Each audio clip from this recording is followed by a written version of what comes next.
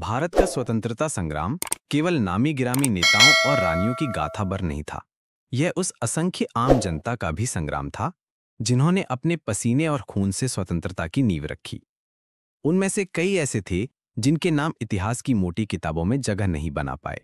वही नाम है गुमनाम क्रांतिकारी।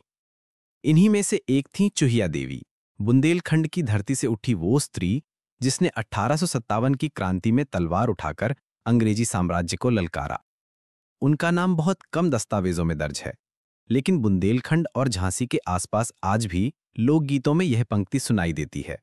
रानी झांसी के संग लड़ी चुहिया भी शेरनी थी। ये कहानी चुहिया देवी के उस जीवन की है जो साहस, बलिदान और गुमनामी का प्रतीक है।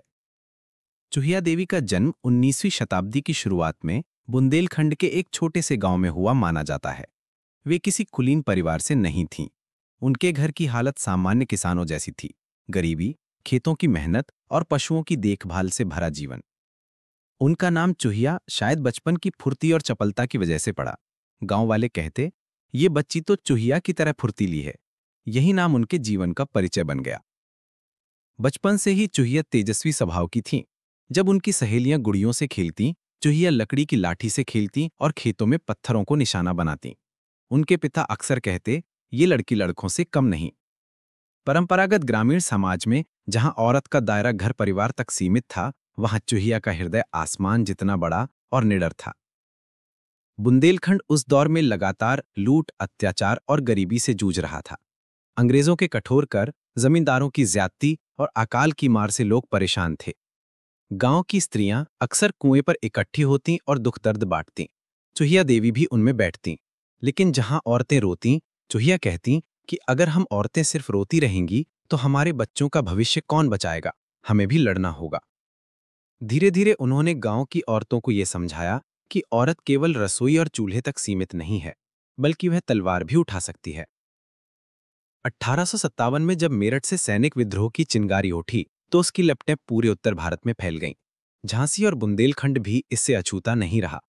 रानी लक्ष्मीबाई ने झांसी के किले से अंग्रेजों का सामना करने का निश्चय कर लिया था। उनके साहस ने आसपास के गांवों और लोगों को प्रेरित किया। चुहिया देवी भी इस विद्रोह से गहराई से प्रभावित हुईं। उन्होंने निश्चय किया, अगर रानी अपनी झांसी बचा सकती है तो हम भी अपनी धरती बचाएंगे। चुहिया देवी ने गांव की औरतों को संगठित करना शुरू किया। लाठी, दरांती, कुल्हाड़ी, जो भी हथियार हाथ लगे, उन्हीं से अभ्यास करने लगीं। उन्होंने छोटे छोटे जत्थे बनाए और गांव-गांव जाकर औरतों को तैयार किया। ये दृश्य अपने आप में अद्भुत था।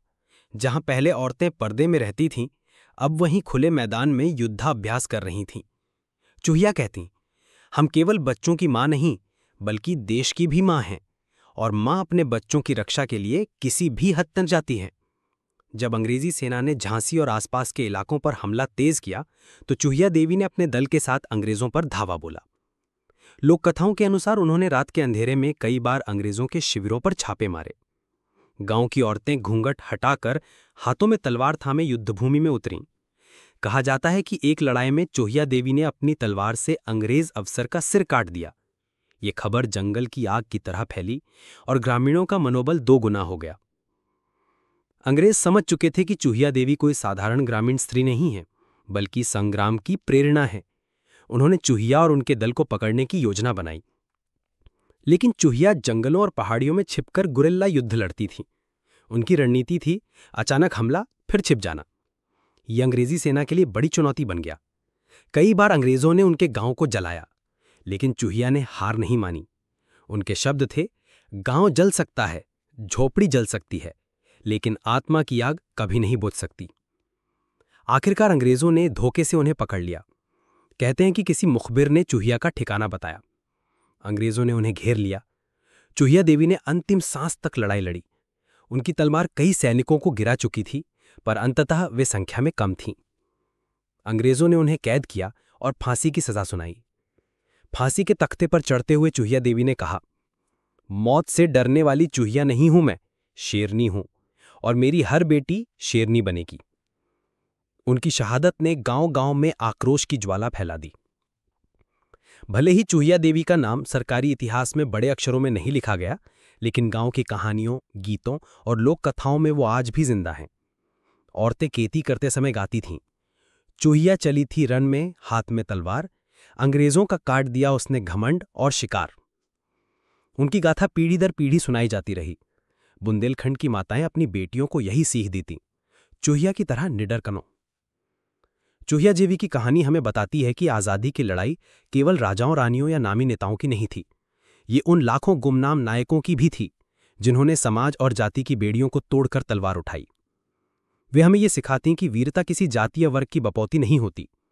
औरत केवल घर तक सीमित नहीं, वो इतिहास बदल सकती है। आज़ादी का मूल्य केवल कानूनों से नहीं, बल्कि बलिदानों से तय होता है। आज जब हम स्वतंत्र भारत में सांस ले रहे हैं, तो हमें इन गुमनाम शहीदों की याद करनी चाहिए। चूहिया देवी जैसी वीरांगनाओं का नाम भले ही पाठ्यपुस्तकों में कम लिखा हो, लेकिन उनकी गूंज हर भारतीय के दिल में रहनी चाहिए। चूहिया देवी का जीवन गुमनाम होते हुए भी महान है। वे उस दौर की प्रतीक हैं जब दलित, आदिवासी, किसान और औरतें सब मिलकर अंग्रेजी साम्राज्य को चुनौती दे रहे थे।